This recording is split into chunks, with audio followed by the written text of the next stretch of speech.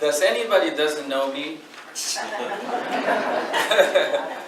Okay, my name is Alberto Williams. I am the Hispanic pastor of our church here. We say our church because we're a family. There is no two different churches. We're just one church. So I am the pastor of the Hispanic ministry. We started the Hispanic ministry 2.5 years ago. And God has been blessing us in just a mighty way. We've been blessed to be part of this wonderful body of Christ. I am from Nicaragua. I've been living in the U.S. for, I would say, 15 years. And I came to know the Lord when I was 18. Received a call from God when I was 20. And since then, I've been serving God. And I will serve God until I die. So that's a little bit part of who I am. Currently I'm in a process of commissioning to become an elder within United Methodist Church, because I used to be, a Baptist minister, but no longer. So I have been asked to prepare 6 to 8 Bible studies on a biblical meaning and nature of calling and how it's developed and lived out in one's life. Using biblical character such as Moses, Samuel, Paul, or a combination of 3 of these wonderful characters in the Bible, and how they responded to that call. I chose Moses for a lot of reasons. Number 1, Moses, I believe, is the most famous character in the Bible. He's very well known. Who doesn't know anything about Moses? All of us knows at least something about Moses. Secondly, I chose Moses because I identify a lot with this character of the Bible in a process of going through freedom. And also I chose Moses because it talks to me a lot about who I am, my calling and ministry, and the process that I've been going through in my life. So that's one of the main reasons why I chose Moses. The topic today we're going to be talking about is celebrating change. Exodus, celebrating change. I think there is nothing better in life than be free in life. All of us, deep within our hearts, we long to be free. I want to be free. Everybody wants to be free. Nobody wants to be living a life of slavery the entire life. I can give you a countless story of the power of freedom. Recently I've been studying about United Methodist Church history, how we became United Methodist Church, and during the Civil War that we had here in the U.S., and the Great Division that we had in 1844, and the main cause, one of the main causes of that division between the South and the North was slavery and racism, and how they discovered some of the bishops owned slave, their relatives owned slave, and how that particular sad story, as I was reading the story and reading the story of a lot of struggles and the process of freedom that Abraham Lincoln, one of the bishops, was a good friend of Abraham Lincoln, and the process of emancipation and all that. It was very interesting. So it's not been easy for the U.S. and how we didn't want it to be under the control of England. This day in Latin America, there are a lot of people, families, entire cities and countries asking for freedom. In fact, Jesus spoke about freedom from things that enslaves us. In my own experience, I can say this. You will never fully appreciate what the word free or freedom means until it has taken away from you. Listen to that. You will never fully appreciate what the word free or freedom means until it has been taken away from you. I know that because I lived 50 years of dictatorship under a despot and cruel leader in my country. Somoza's family. I don't know if you have read a little bit about his family. I also know when Daniel Ortega and his communist system took over our country for 10 years, my parents were forced to escape overnight, including me, with just clothes and their bags. I share with you this because I see a lot of people here in North America taking for granted the blessing of living in a very awesome free country. But also, the book I chose to study in the character in the Bible is about freedom. Exodus is a book about freedom. And precisely the word Exodus means departure, going out. And one of the greatest lessons I have learned studying the book of Exodus in the life of Moses is this. True freedom is a gift from God.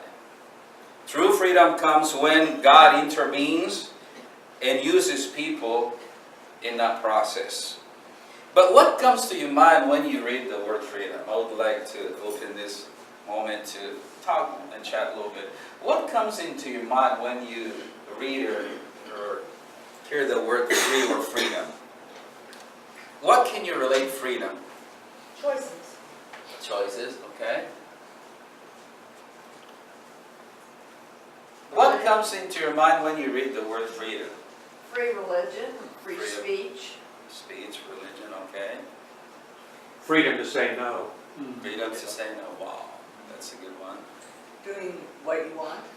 Doing what you want.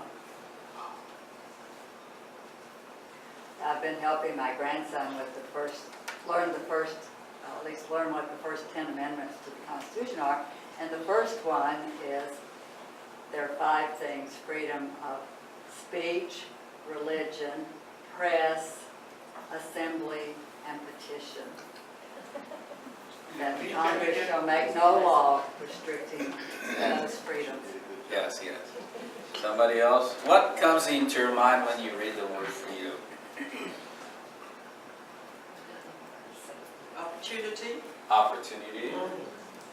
You know, I look at it as being able to make your own choices and live your own way there without having to be forced to Exactly. make somebody choose for you. Yes. Somebody else? Actually, I find the word dissension and war in there too. Okay. Responsibility. Freedom with responsibility. Wow, that's a different topic, right? Freedom with responsibility. But I think freedom also makes possible privacy. Privacy. You know, there were a lot of shocked ministers 3 weeks ago when they got a notice from the city attorney to send their copies of their last 2 sermons. Somebody else? It was interesting to, I did some study. I am a fanatic with definition. I went to the dictionary and the concept and definition of freedom, I want you to listen. At least I chose 3 of them. The first one I really liked was the power. Just the word, the power or right to act, speak or think as one wants, without hindrance or restraint.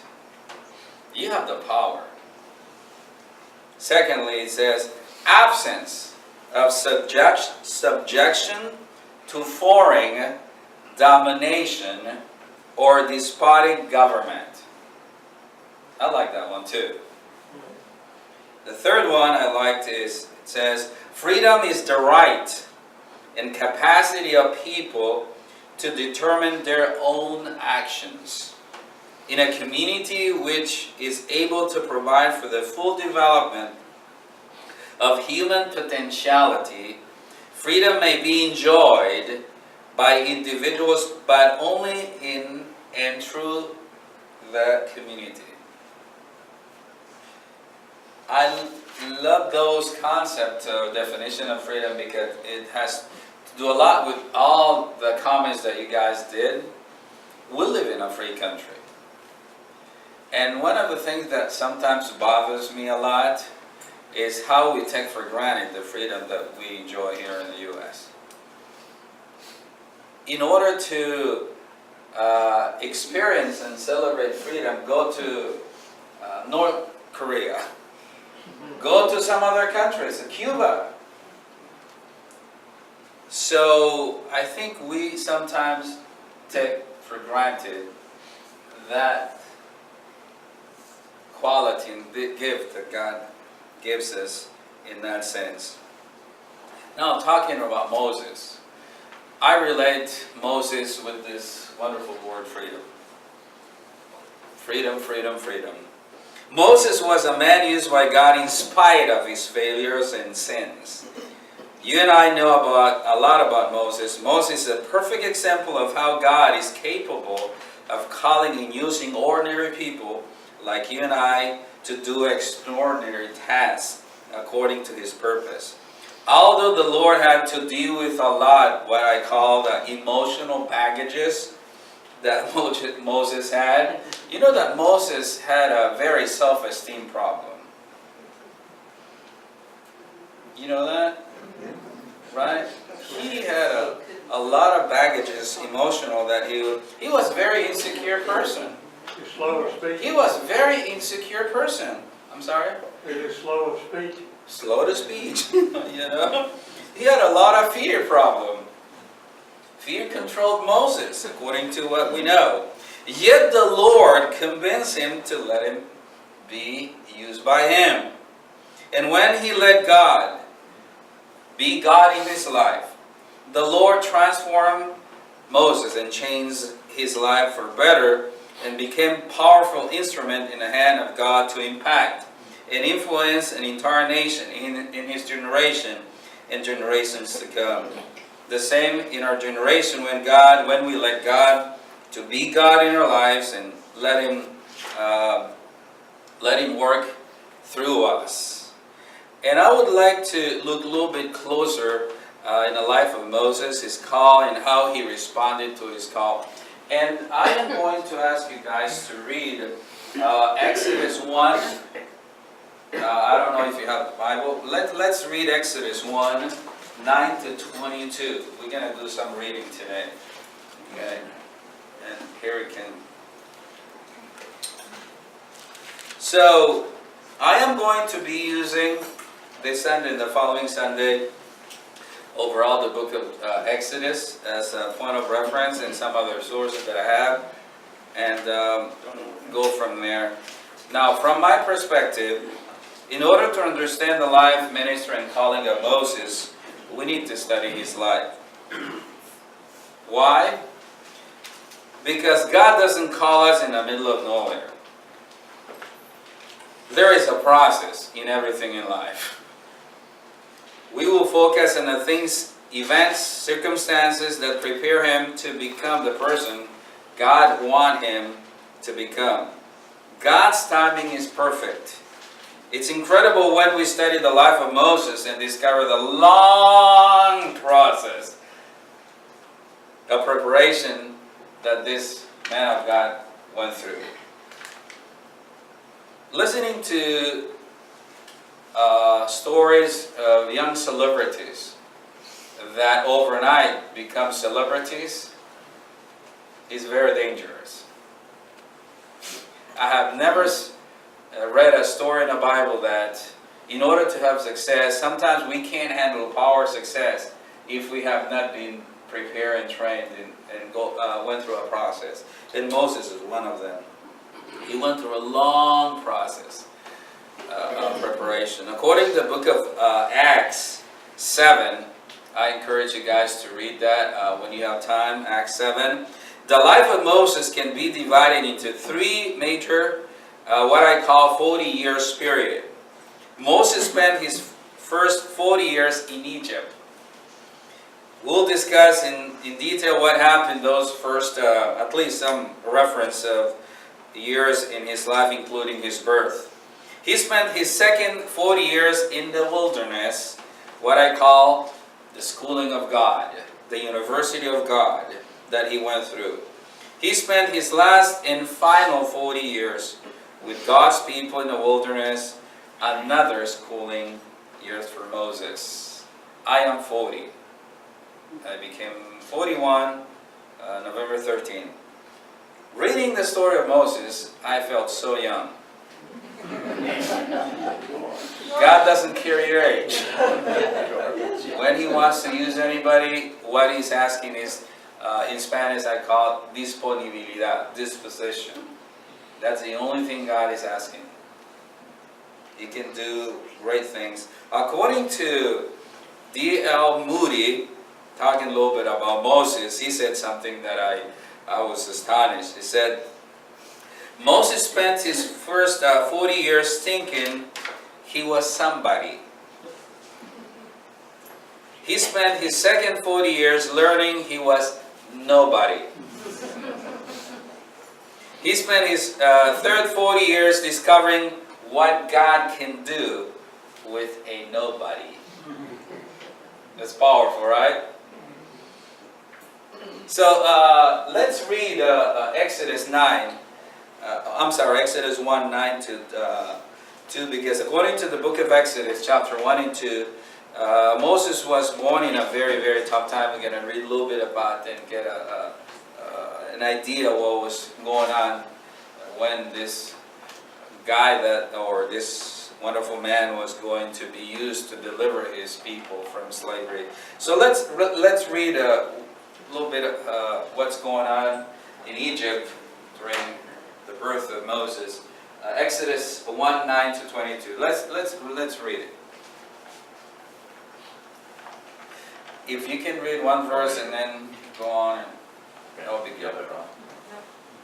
Oh, you can go ahead. Go ahead. I'll just read it. Yes. Look, he said to his people, the Israelites have become much too numerous for us. Come, we must deal shrewdly with them, or they will become even more numerous. And if war breaks out, we'll join our enemies, fight against us, and leave the country. So they put slave masters over them to oppress them with forced labor, and they built Pithom and Ramses as store cities for Pharaoh. But the more they were oppressed, the more they multiplied and spread. So the Egyptians came out to dread the Israelites and worked them ruthlessly. They made their lives bitter with hard labor, and in brick and mortar, and with all kinds of work in the fields, and with all kinds of, in their hard labor, the Egyptians used them ruthlessly. The king of Egypt said to the Hebrew midwives, whose names were Shiphrah and Puah, when you help the Hebrew women in childbirth and observe them on the delivery stool, if it is a boy, kill him, but if it is a girl, let her live. The midwives, however, feared God and did not do what the king of Egypt had told them to do. They let the boys live. Then the king of Egypt summoned the midwives and asked them, why have you done this? Why have you let the boys live?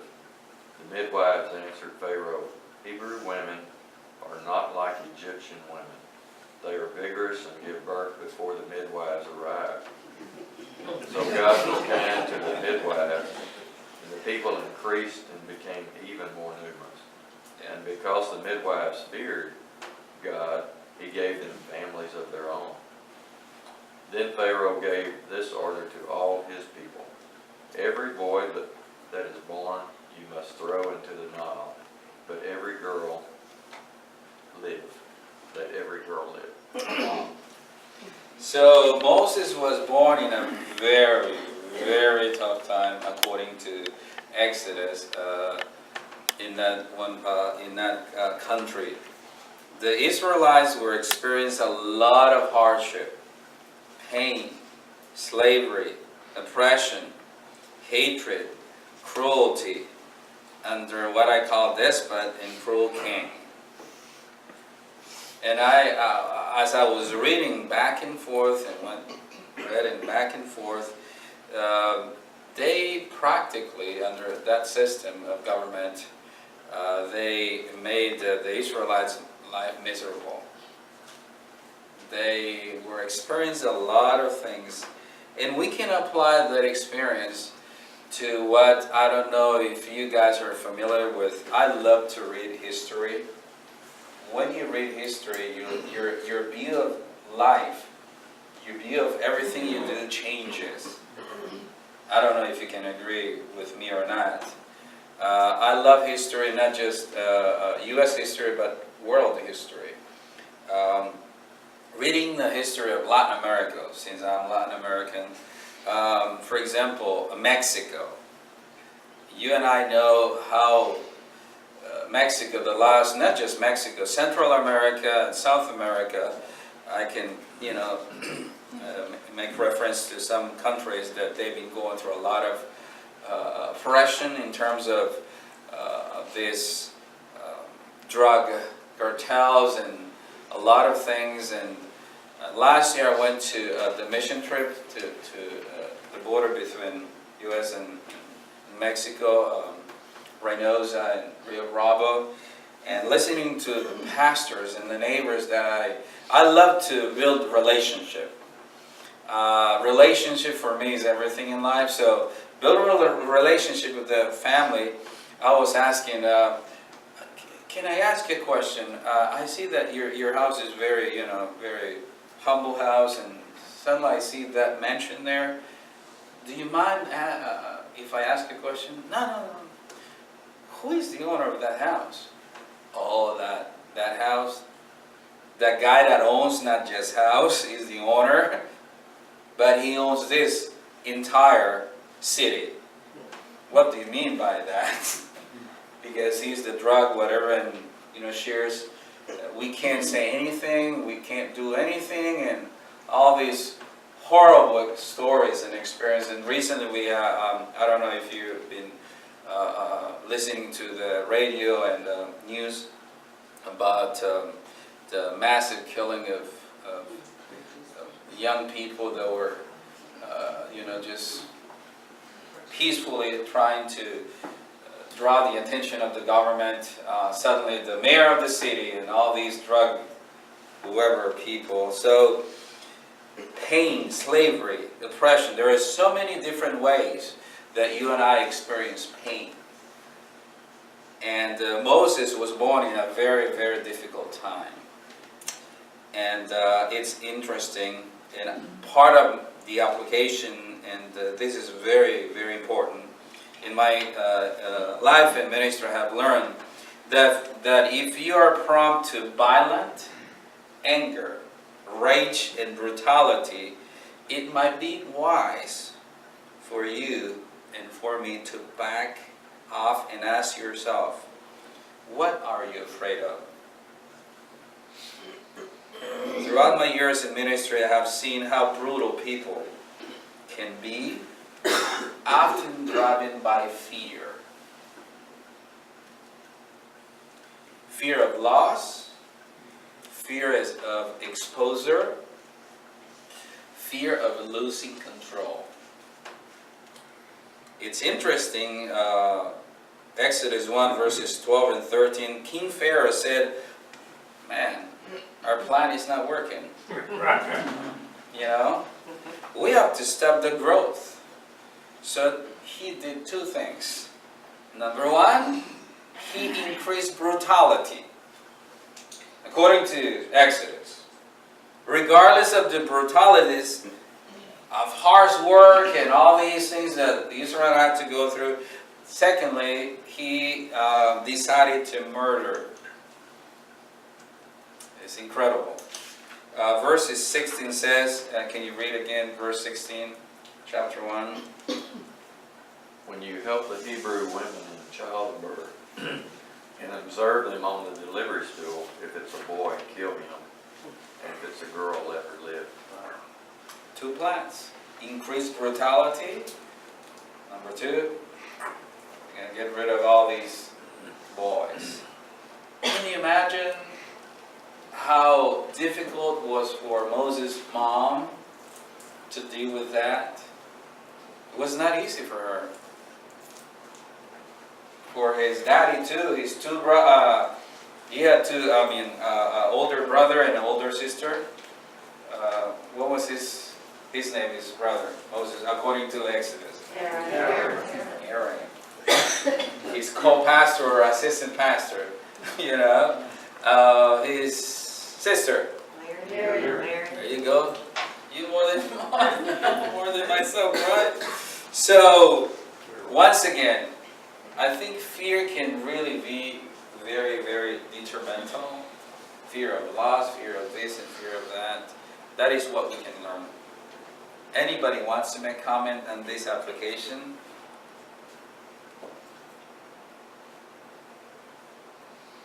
How we can become so brutal when we let fear to control our lives. Fear of love, fear of exposure, fear of losing control. Because all of us, regardless of what, we want to be in control. We want to be God. And when that doesn't happen, fear gets in right there. It seems like some, the people that have power, like Pharaoh, didn't want to lose the They power. want to lose the power. I think that happened in, you see that in Central America. Exactly. Yeah, there you go, sister. Yes. One thing that always interests me about this particular story is in today's society, particularly in Latin America and in so many countries, it's to have a boy would be the more ideal, and that the girl The girl, they yes. get rid of. Absolutely.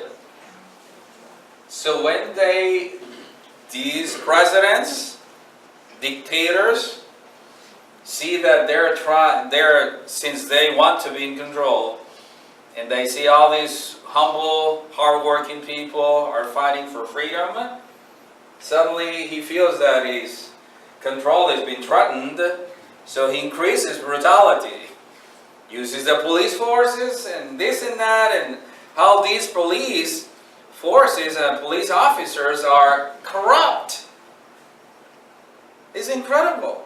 Not just in, I don't know, at least in Latin America I have seen that, how corruption in the government and these apparent servant that was elected to serve the country, they let power can be so corrupted when we allow power to be our God. Power is good when you use that to serve people. That is my point of view. But power can really destroy your life if you can't manage it. What else?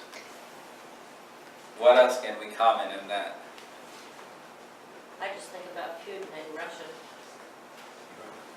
Trying to get it back there again. And the Ukraine. Yeah.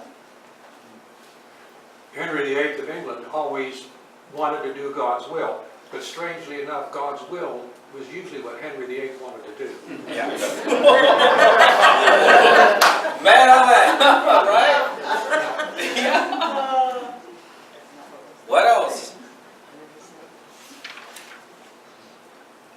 I think I think that all these individuals who are going for, more and more power, I think there's always, part of the drive is fear. Yes. Yes, I absolutely agree on that. Yes. Now, according to Exodus, and I can associate this experience of these wonderful ladies, courageous ladies. One of the things that caught my attention reading the history of United Methodist Church, overall the United Methodist women, and a lot of different, I call personally, acts, courageous women that, one of the scenario in the story of the United Methodist women that have been so independent the last, I would say, 200 years since the foundation. One of the things that they did during the slavery, they will go to the African American woman to teach them how to survive in life, how to do this and that. And during that time when we were experiencing a lot of immigration from Europe, from Asia, and demands, the sex trafficking things, that the women discovered that, a lot of the men were taking advantage of this wonderful lady that were coming from China through San Francisco port. And it was so wonderful to see and read the story of these courageous ladies. They will go to the port and they will not allow the girls to be kidnapped or whatever. And they will take these girls to a specific place and nurture them and educate them. And the process that these wonderful, courageous ladies did within the United States, it was interesting. These ladies, they fear God more than the laws of the king. Application. There is time to submit and time to resist. We as a Christian, we have what I call very basic fundamental beliefs about life, about certain things that I call non-negotiable. That if certain people would encourage to do something against that belief that we have, that we know, that we're willing to die for, because we believe in this and that, I think there is a time to submit, but there is a time to resist. Do you agree with? Do you agree on that? And these ladies, according to Exodus, they knew about submission and all that, but they knew also that there was something that they were not willing to negotiate with anybody. And it's interesting, they didn't confront Pharaoh. They did it through deception. Yeah. And succeeded. Yes. By telling a lie. Yes, exactly. Absolutely. And I see that, how much time do I have still? I'm trying 15 to... minutes. 10 minutes, okay, so... 15. Good. So next Sunday, we're going to go a little bit deeper in the first 40 years of Moses. This is like an introduction of the life and calling, at least not calling yet, of Moses, but I think it's very important in order to understand the calling of Moses. We need to, I am a believer of the context of things, why Moses was born in that particular time. And the narrator of book of Exodus is whoever it was, according to some scholar, was Moses. He did a good job preparing the way. So, any comments, any feedbacks on what we have been talking about? It makes me think that all those little boys that did actually live, and because of the midwives, Yes. what a sense of responsibility they must have had. What a scary thing, Yes, because yes. it was a male-dominated Absolutely. society. So that must have been quite hard for the Yes. Moseses to... Yes. It was tough for them. How would we act if we were the ones living during that time? That's another very good question. I think in a way we have a similarity to those individuals because right now in the Methodist Church and in all Christian churches, we're seeing a decline in our membership and in our participation within our society, so that our numbers are becoming smaller. Yes. And so I think in some ways we have some of the same sorts of responsibility that those individuals had to be consistent in our ministry through our own lives. Yes. How many other Moseses were there? Oh, Yeah. yes. Not just this guy, but there was a lot of them, yes. These women can be Moses represented there too. Very courageous ladies, yes. So thousands or? I mean, at the moment, we're studying the history of Moses, but prototype of Moses during that time, I would say You know, I do not have specific information about that, but I think, for example, these ladies that were courageous, without them doing what they did, according to my perspective, it was almost impossible to Moses to be born. I mean, he was born, but you know, the process, this lady that did, next week we're going to talk about how the mom did what she did in the Nile River and you know, all that. Next week we're going to talk about that. So I think God can use anybody to be a deliverer, to be a blessing to so many people that are struggling in life. And we're using Moses as an example of you and I, that sometimes we can be used by God as a type of Moses. And I believe that not just this character, but during that time, there was a lot of Moses, prototype of Moses, being a blessing to so many other people. Yes. And I wonder how many Israelites, when time came to leave, said, no, I'm going to stay here. Oh, It's yeah. terrible, but I'm getting my onions and, rice, so Right. I'll stay here. And during the wilderness, the other 40 years, they had to deal with a lot of baggages that they were not willing to get away with, you know. So yes. Any other? We have like 8 more minutes, so we can talk and chat. And Well, it was interesting how the women, it's pretty much an insult to Pharaoh to say, well, Israelite women aren't like the Egyptian women. absolutely, They're a lot stronger. they're a lot stronger. I don't know what does it mean that, but they are. So, absolutely, yeah. Going back to previous comments, you were talking about God being prepared for calling. Yes. And people have to be prepared Yes. for freedom. Oh yes. This is the great ideal.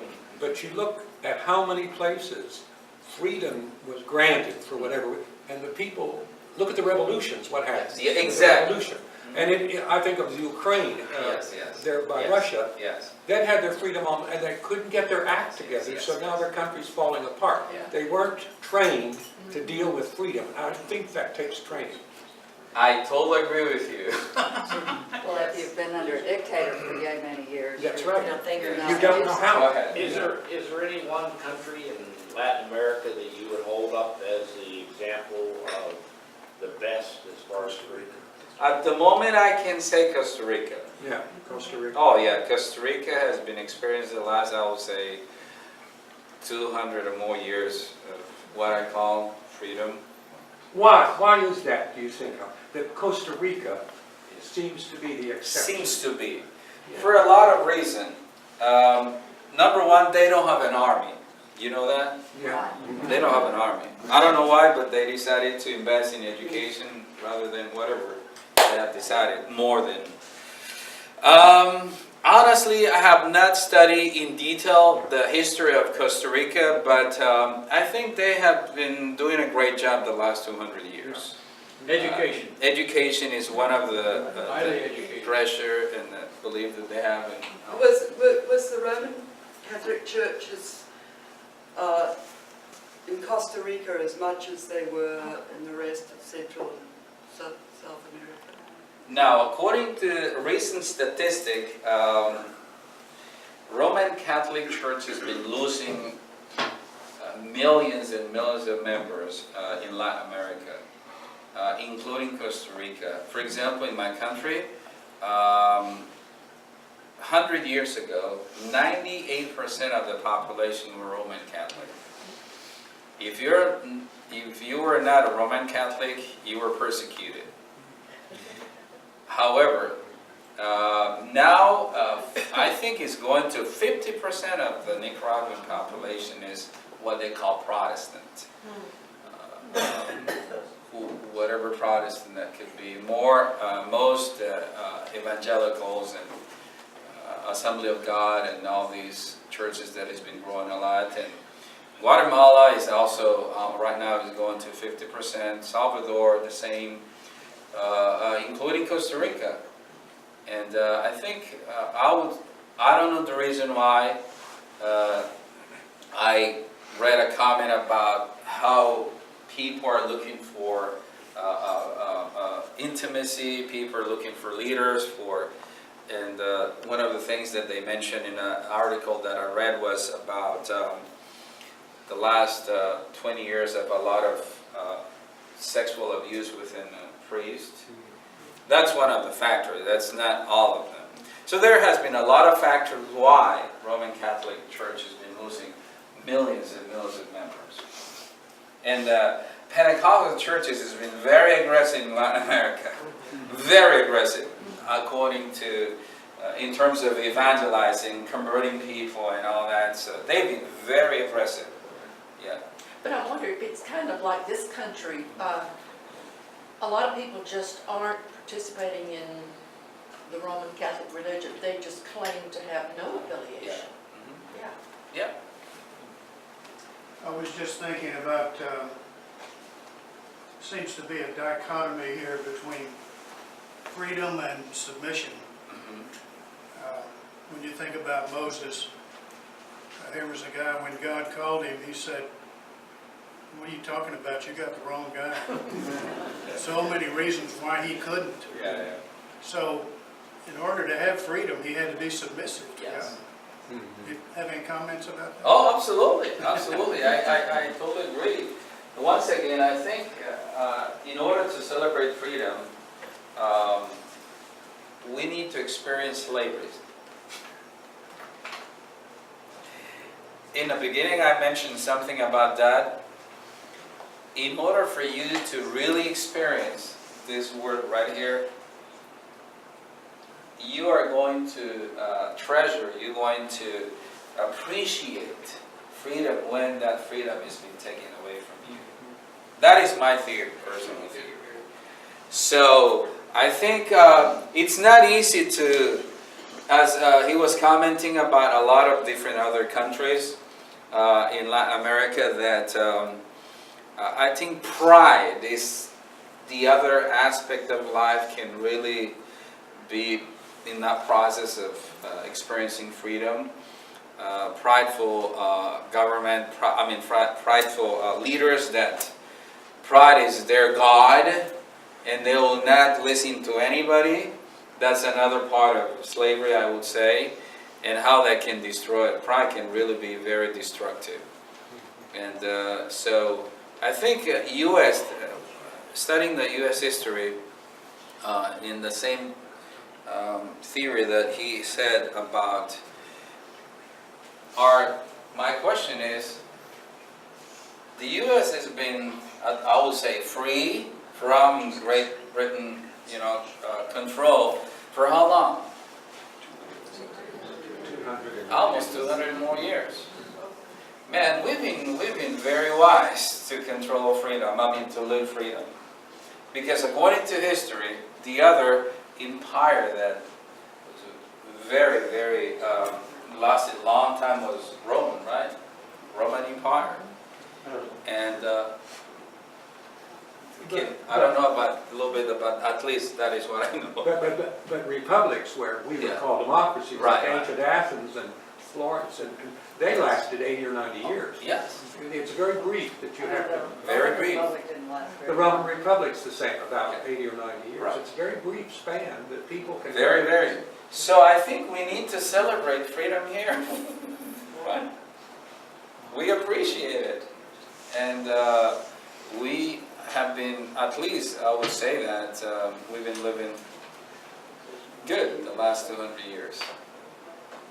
Any other comments? My time is over? Is my time over? I'll make one comment.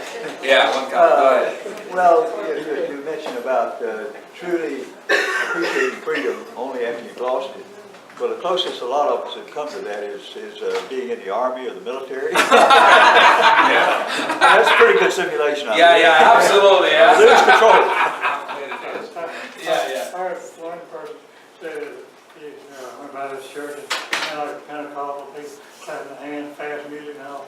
Exactly, was a Catholic church, but Catholic says that they're losing out to Pentecostal, they just start having Pentecostal services Oh, yeah, in their own church. yes, yes, they do. Competition. Yes, yes. That, I do agree on that.